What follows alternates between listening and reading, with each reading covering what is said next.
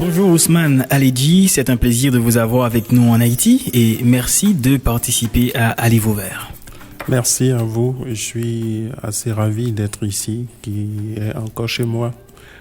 Bienvenue chez vous. Donc, vous êtes écrivain, metteur en scène, directeur du Centre culturel artistique Africa et directeur du Festival international de théâtre du Bénin. Donc, vous vivez au Bénin. Alors aujourd'hui, nous allons vous inviter à partager avec nous votre expérience de lecteur. D'abord, qu'est-ce qui vous pousse à lire un livre? Est-ce que c'est le titre, le nom de l'auteur, une recommandation ou la renommée ou juste l'envie de découvrir? Je dois dire qu'il faut d'abord apprendre à se connaître soi-même et chercher, on va dire, des lieux de refuge. Moi, j'ai commencé à prendre d'abord le livre sans exigence pour le titre ni pour la réputation de l'auteur, mais comme, qui dirait, un bouclier, une matière à vous occuper. Et petit à petit, la passion pour les mots s'est installée. Et donc, on a lu au début tout. Un peu de tout. Il faut justement inciter les jeunes à ne pas être trop exigeants au début, de tout lire. Après, ils finissent par affiner eux-mêmes leur choix. Donc moi, j'ai procédé comme ça. Et puis au final, je suis tombé comme par hasard sur des grands auteurs africains, enfin, entre guillemets, qui ont abordé la problématique africaine dans tous les sens, qu'il s'agisse de Césaire, ou de Cheikh Anta Diop et d'autres, André Gide, pourquoi pas. C'est des gens que j'ai lus très jeunes et donc qui ont alimenté finalement l'homme, l'auteur et puis après le créateur. Maintenant, pouvez-vous partager avec nous votre dernière lecture? Alors, je ne l'ai pas achevé. C'est Un si long chemin vers la liberté de Nelson Mandela. Je l'ai acheté récemment. Après le film, parce qu'il y a eu un film réalisé, deux d'ailleurs, sur le même ouvrage réalisé par des Américains. Voilà, donc j'essaye de lire, non pas pour me raconter à moi-même une autre histoire de l'Afrique du Sud, mais comme pour approfondir ma connaissance du personnage. Et je peux vous dire que c'est une très belle écriture. Et quand vous entrez dans une librairie, vers quelle section vous dirigez-vous? À l'origine, par exemple, je suis propriétaire à titre personnel ou privé de à peu près 1000 titres, 1000 ouvrages. Ça fait que quand j'ai voulu constituer la bibliothèque du Centre artistique Africa que je dirige, ça m'a été plutôt facile. Donc, je dois dire, je suis professionnel de théâtre, je suis d'abord attiré par le théâtre.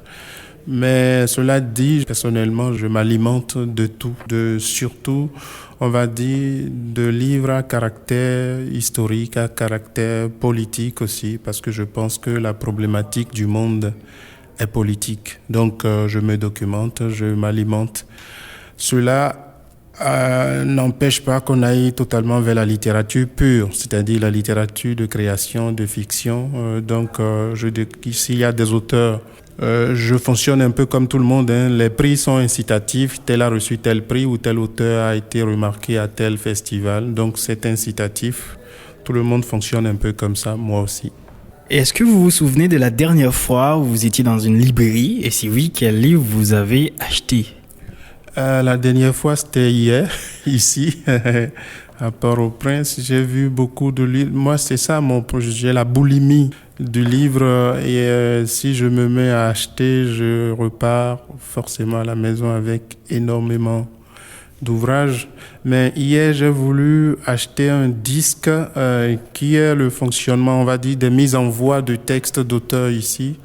J'ai pas le nom de l'auteur en tête parce que le disque, je l'ai pas encore écouté. Puis il y a un autre auteur que je pense la Fondation Focale a produit ou coproduit qui disait mon beau pays que voici ou un pays que voici. Voilà, c'est ça, voilà. Donc j'ai acheté ces deux disques, question d'écouter. J'aime aussi les poètes des Antilles. Il y a quelque chose, j'ai beaucoup été nourri aussi par Édouard Monique qui est d'un autre format de Césaire mais qui alimente la curiosité de l'auteur sur la vie insulaire. Voilà, il est tout le temps là-dedans. Quand je suis en Haïti, c'est normal que je sois dans ces recherches-là. Donc, vous avez parlé de la boulimie lorsque vous vous retrouvez parmi les livres, donc vous vous sentez bien. Maintenant, face au développement numérique actuel, comment voyez-vous l'avenir du livre papier, version papier? D'abord, il faut former les jeunes à résister. Il ne faut pas bloquer ou opérer, comme qui dirait, cette obsession du papier non plus, parce que aujourd'hui il faut s'adapter. Les nouvelles technologies s'imposent à nous. Ce sont aussi des médias. L'essentiel, c'est l'écriture ou la vie des mots sur les papiers. C'est parce que ça, on les touche que ça vit finalement. Et dans une tablette, ça peut aussi vivre. Maintenant, la matière physique, bibliothèque, elle s'épanouit, me semble-t-il, encore mieux, est facile à diffuser quand on peut réussir à numériser ne serait-ce qu'une partie du contenu. Comme ça, une bibliothèque, la bibliothèque de Focale, par exemple, peut être accessible à quelqu'un qui est à New York ou à Cotonou. Donc, il faut voir plutôt ce côté-là des choses et former les gens, les jeunes, à y accéder et à l'utiliser plutôt que d'opérer le blocage. Je ne pense pas que la déferlante des nouvelles technologies soit un problème. Je pense qu'il faut adapter notre développement à ces nouveaux outils. Merci beaucoup, Ousmane Aledi. Je rappelle que vous êtes écrivain, metteur en scène, directeur du Centre culturel artistique Africa au Bénin et directeur du Festival international de théâtre du Bénin. 2 dernières questions avant de mettre une fin à cette entrevue. Y a-t-il un livre que vous pouvez nous citer comme celui qui vous a le plus marqué? Forcément, il y a la tragédie du roi Christophe qui rejoint d'une certaine façon Cahiers d'un retour au pays natal. Je pense que c'est une littérature fondatrice de la résistance, ne serait-ce qu'au niveau de l'intelligentsia africaine, même en Afrique. Donc, je salue Aimé Césaire pour ce travail-là. Après, il y a un autre auteur qui m'inspire beaucoup, qui malheureusement ou heureusement se retrouve être un Français d'origine nigériane quand même, c'est Jean-Marie Gustave Leclésio, pour la fluidité de sa parole, la fluidité de son écrit. Donc voilà, moi j'essaye, je suis pas dans l'inventivité ou dans l'invention obsessionnelle d'une langue ou d'un langage ou d'une écriture, mais j'essaye d'être simple. Je dis souvent aux gens, travaillez la nature de l'eau, parce que ainsi vous épousez les formes. Voilà, donc l'écriture que je revendique comme étant la mienne est celle qui s'est nourrie un peu de tous ces auteurs, de tout ce travail qui était déjà fait. Et enfin, auriez-vous des recommandations de lecture? Ah oui, donc il faut lire forcément Cheikh Anta Diop pour tous ceux qui s'intéressent aux cultures fondatrices.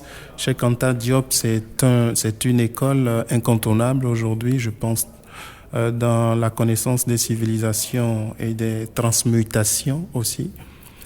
Après, pour les littératures contemporaines, je pense qu'il faut un peu s'orienter vers des écritures, on va dire, latines, Amérique du Sud, Haïti forcément, les Antilles, les Caraïbes.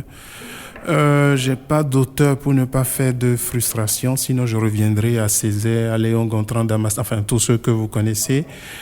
Je crois qu'il y a de grosses signatures comme il y a des auteurs et des écrivains. C'est pas aussi facile que ça. La nuance, elle est significative. Donc, j'engage les gens à s'alimenter. Il faut pas suivre la mode ou rentrer dans les courants. Chacun, c'est comme les repas. Chacun selon ses désirs.